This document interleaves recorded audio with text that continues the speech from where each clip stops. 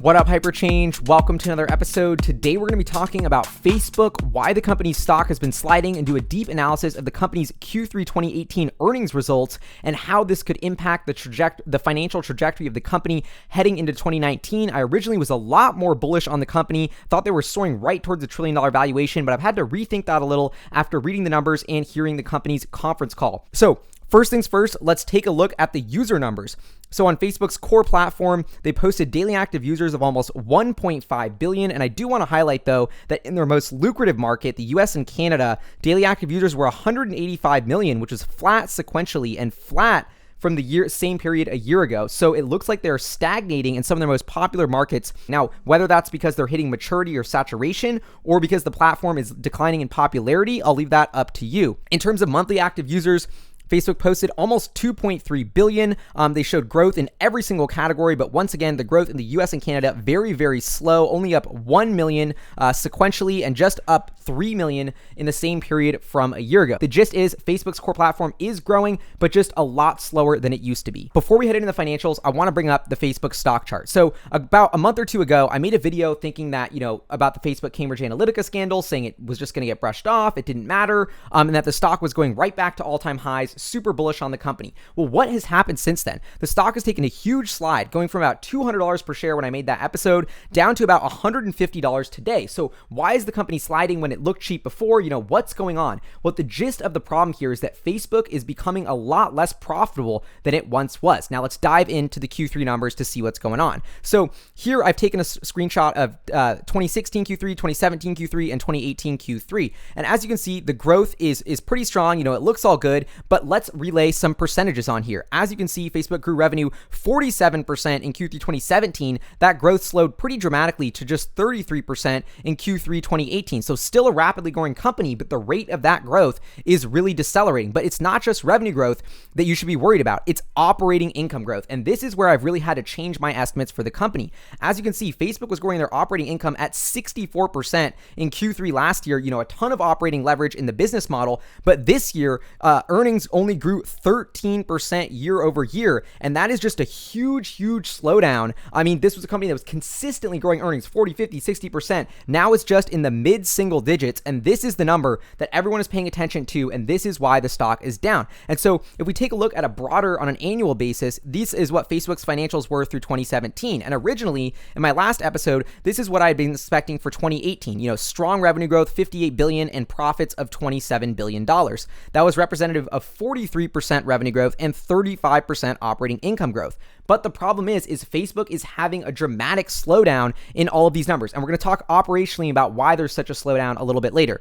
But take a look at my new estimates after seeing these Q3 numbers. I'm estimating that Facebook's growth goes down from 43% revenue growth to 35% revenue growth. And the operating income growth goes from 35% for the full year down to just 19%. And I think they're going to post about 24 billion in operating income. So a major revision downward in my estimates in the profitability of the company. And if we take a look at the revenue growth rate just alone, these were my old estimates. I assumed that they were going to still be able to grow well into the 30% range through 2020. Now I've totally had to take those down, taking down my full year growth estimate from 43% to 35%, 2019 growth estimate from 38% to 25%. So just a huge lower revision in the numbers for Facebook. In terms of operating margin, this is the part that's really hitting Facebook's profitability and business model, is that I was originally assuming they were going to be able to hold these around 46% operating margins, which is some of the highest in the entire world. This means that for every dollar in revenue Facebook was bringing in, 46 cents of that was profit or operating income, which is ludicrous margins, better than Apple, better than some of the most profitable companies in the world. But now I've had to totally revise that to just 44% operating margins in 2018, slowing down dramatically to 38% and then 35% in 2020. We're going to talk about why in a second. And so this is what I'm looking for if we extrapolate all those numbers I just showed you into 2019 estimates of 69 billion in revenue and 26 billion in earnings. But as you can see, these numbers imply a dramatic slowdown once again in 2019, where the business goes to just 25% growth on the top line and just 9% growth in the earnings line. That's single digit growth next year for Facebook potentially. And so, how does this all stack up into the cash on the balance sheet? Facebook has been piling up billions and billions of dollars of cash, but because they're less profitable and they're spending way more on CapEx than anticipated, I originally thought they were going to end the year with around $55 billion in cash. Now, through Q3 of this year, they still actually have $41 billion in cash. It's actually down, so I'm going to be way off. It looks like cash is going to be about flat this year. And the reason why, this is the biggest reason why Facebook's business model is getting impacted, is employees. If you look at the growth here, their headcount is on track to hit about 37,000 by the end of 2018, according to my estimates. That's over 40% growth in the company's headcount, which is much faster than revenue growth. And so this is the reason why Facebook is showing much, much less profitability.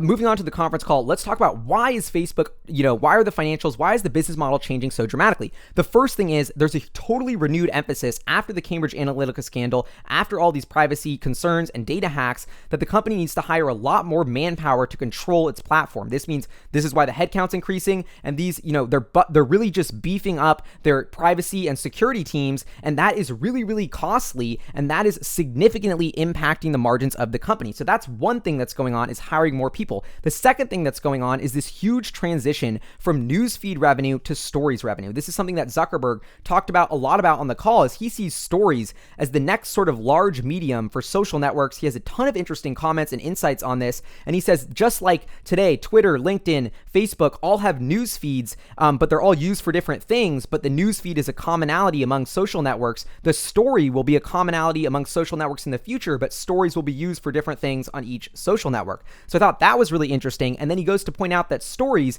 eventually, he believes, are a more powerful medium to communicate than the news feed, and therefore there's even a bigger opportunity for Facebook to monetize stories long term. But much like the company transitioned from desktop to mobile advertising revenue years ago, this transition is going to weigh on the company's growth rate. So what does that mean? As the company has to transition to stories ads and ramps up that business, that'll slow the growth because they're focusing less on the news feed. So that's a transition that could take a year or two, and that's why we're going to see muted growth on the top line. But over the long term, 2020, 2021, 2022, they're very optimistic that that could be just as big, if not a bigger opportunity than what they have today. I also thought it was very interesting. They have a heavy focus on the conference call on video. Facebook Watch, they admit, is well behind YouTube, but they continue to see rapid growth in that area, and they're really, really pushing to get into video content as they see consumption of video rising rapidly across all of their platforms. Additionally, the other thing I thought was really interesting is that in terms of messaging, they point out iMessage as their biggest competitor. I thought that was an interesting way to look at it. And then there's one tidbit where Zuckerberg says that they also want to start integrating payments into messengers. And this is something that's been rumored for a very, very long time. A ton of the large tech companies have wanted to integrate payments into their services, but no one's really done it successfully. But Facebook is still trying. And actually, one last thing on stories that I remembered is it's so interesting to hear Zuckerberg talk about stories on the conference call, where he admits like stories are just the future. They're better than the news feed. And what's so ironic here is he calls out like YouTube, Twitter, LinkedIn, all these other social networks on the conference call, but totally leaves out one social network, which is Snapchat, which is ironically the company who invented stories, which is now the product that Zuckerberg is reinventing his entire business model around. So,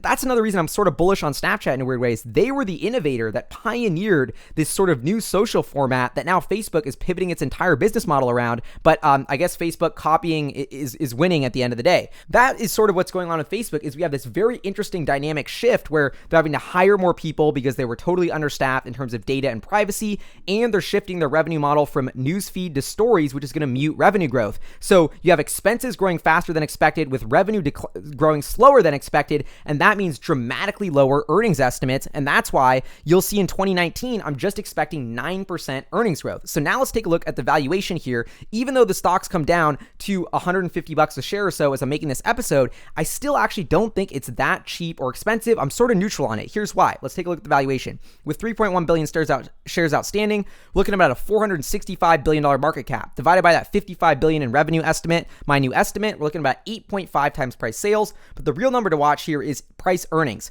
which according to my estimate of 24 billion in earnings in 2018, we're looking at about a 19.3 times price EBIT ratio. So the entire stock market as a whole is trading around, 15, 16, 17 times price EBIT ratio, which is a little cheaper than Facebook, but the stock market's earnings are growing at, 6 or 7%. So Facebook is only expected to grow at 9% or expected to grow its earnings at 9% in 2019. So that's why you're seeing the market give it such a cheap multiple, because its earnings growth has slowed almost overnight from 60, 50% growth to just, 13% growth and maybe 9% growth in the future. I guess the future of Facebook, whether you're bullish or bearish on the company, is all about whether you believe in this transition to stories. If the company can successfully navigate and just like it did in mobile, a lot of people, after IPO, the stock got hit really, really hard because a lot of people didn't believe they would successfully transition to mobile advertising.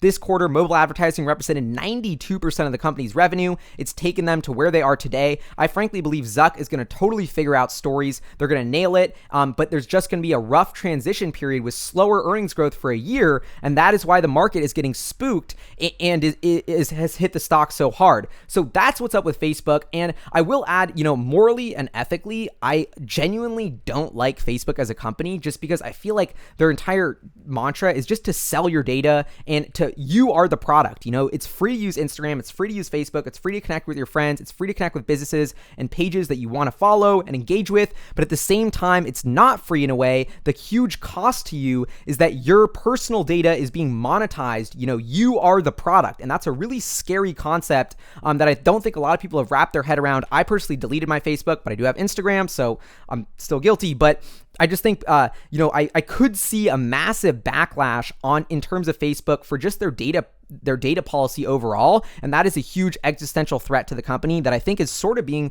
priced into the market, frankly. But at the end of the day, this is a tech company that's still printing billions of dollars per quarter. They still have the most probably valuable asset in the world, which is attention. Where is the most attention on the planet? It is in your Instagram newsfeed right now. I think Instagram is probably even more valuable than Facebook as a whole. And actually, I do believe that another tidbit is that Facebook, I showed you those user numbers of daily active users, monthly active users. Those are just Facebook's platform. They've started to tell a little bit more on the conference calls about, usage across all of their networks. They disclosed that on average during the quarter in Q3, 2 billion people were logging into their platforms, Instagram, WhatsApp, Facebook every single day. That's huge. But I would expect in 2019, we continue to see them double down on reporting more and more numbers on these other platforms like WhatsApp and Instagram as their monetization and usage ramps. So that's my update on Facebook. The stock is down because they're simply just revenue growth and earnings growth has just stalled dramatically. And that is why the valuation multiples are compressing. So would love to know what you think in the comments below. Are you still bullish on Facebook? Are they going to make it through this transition? Are they going to resume that growth trajectory in 2020 with stories? Or are we starting to see the end of Facebook? Would love to know what you think. Also, a huge shout out to our Patreon producers and supporters there. If you want to support the channel, definitely check out our Patreon page. Anyway, this is Hyperchange. I'll see you guys next time. Peace.